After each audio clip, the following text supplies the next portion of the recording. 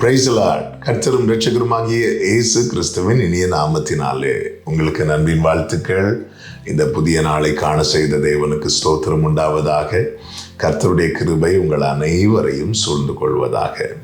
கொலோசியர் 2வது அதிகாரம் 14-15 வசனங்கள்.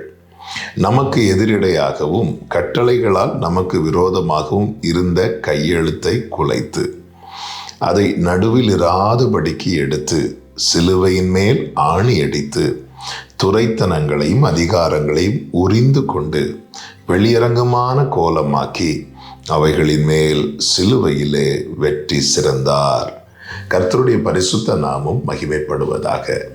நமக்கு எதிரிடையாகவும் கட்டளைகளால் நமக்கு விரோதமாகவும் இருந்த கையெழுத்து என்று சொல்லப்பட்டிருக்கிறது. எது நமக்கு எதிரிடையான கையெழுத்து? கட்டளைகளால் நமக்கு விரோதமாய் இருந்த கையெழுத்து. கட்டளைகளால் நமக்கு விரோதமாய் இருந்தது என்றால் ஆண்டவர் இந்த கட்டளைகளை, இந்த பிரமாணத்தை எழுதி கொடுத்திருக்கிறார். இதற்கு அகெயின்ஸ்டா செய்கிற செயல் இருக்கிறது அல்லவா, அதுதான். இப்போ இந்தியாவுக்குன்னு ஒரு லா இருக்கு.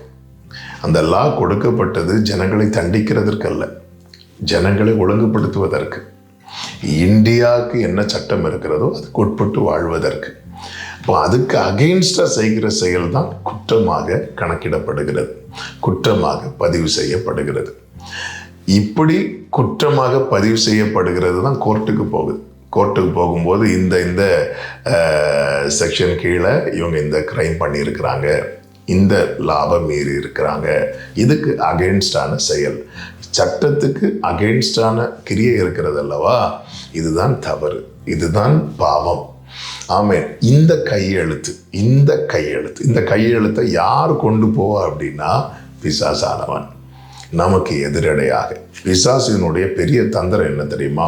இந்த பூமியிலே நம்மை பாவம் செய்ய வைத்துவிட்டு இங்கே அனுகூலமாய் நமக்கு இருந்து பாவம் செய்ய வைப்பான், அங்கே நம்மை குற்றம் சாட்டி கொண்டிருப்பான். இதுதான் அவனுடைய செயல். அப்படி என்றால் அவன் கையில் வைத்திருக்கிற ஆயுதம் என்ன? ஆமென். பிசாசு நம்மை அழிக்கும்படி அவன் கையில் வைத்திருக்கிற ஆயுதம் என்ன தெரியுமா? நாம் செய்கிற பாவங்கள். 13வது வசனத்தில் சொல்லப்பட்டிருக்கிறது, உங்கள் பாவங்களினாலேயும் என்று சொல்லப்பட்டிருக்கிறது. அப்போ நமக்கு அகெயின்ஸ்டா அவன் கையில் நிறைய வச்சிருக்கிறான் அல்லவா, அது கொடுத்ததே யார் அப்படின்னா நம்ம தான். நம்முடைய பாவங்கள். சத்துரு கையில் வைத்திருக்கிற ஆயுதம் நாம் செய்யும் பாவம். ஆண்டவர் சமூகத்தில் இரக்கம் பெற ஓடி வந்த போது அவர் கிருபையாய் அதை மன்னித்து நமக்கு எதிரடையான கையெழுத்தை எல்லாம் சிலுவையிலே ஆணி அடித்து அதை குலைத்து போட்டு அவர் வெற்றி சிறந்தார் என்று சொல்லப்பட்டிருக்கிறது. நாம் செஞ்ச பாவங்களை எல்லாம் சத்துருவானவன் நமக்கு அகெயின்ஸ்டான ரிப்போர்ட்டாக மாற்றி வச்சிருக்கிறான். நமக்கு எதிரான ஆயுதம் ஆண்டவருடைய இரக்கம்.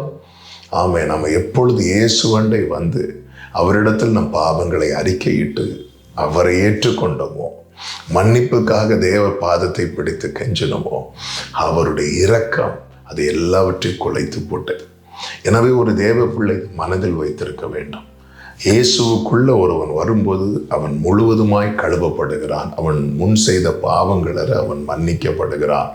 அதே நேரத்தில் அவன் எதில் இனி கவனமாக இருக்க வேண்டும் தெரியுமா? இனி நான் மீண்டும் அதே பாவ வாழ்க்கையை நோக்கி செல்லக்கூடாது, நான் இயேசுவை நோக்கி முன் செல்ல வேண்டும்.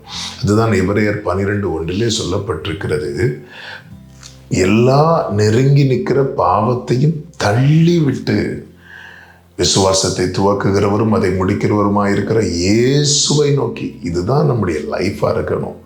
ஆமாம். நம்ம ஒவ்வொரு பாவம் செய்ய செய்ய செய்ய நம்ம என்ன செய்கிறோம் தெரியுமா? சத்ருவின் கையில் நம்மை அழிப்பதற்கான ஆயுதத்தை கொடுத்து கொண்டே இருக்கிறோம்.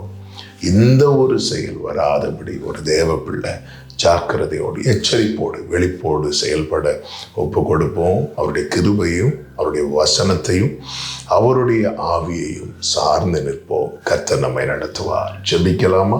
எங்கள் நல்ல தகப்பனை, இரக்கமுள்ள தேவனை, எங்களுக்கு எதிரடையான கையெழுத்து எங்களுடைய பாவக்கிரியையினாலே உண்டானதப்பா, எங்களை மன்னிப்பீராக. ஆண்டவரே, ஒரு விசை கூட எங்களை கழுவி சுத்திகரியும். ஆண்டவரே, சத்துரு கையில் நாங்கள் இந்த ஆயுதங்களை கொடுக்காதபடி கர்த்தர் எங்களை காத்துக்கொள்ளும். இயேசுவின் நாமத்தில் பிதாவே, ஆமென்.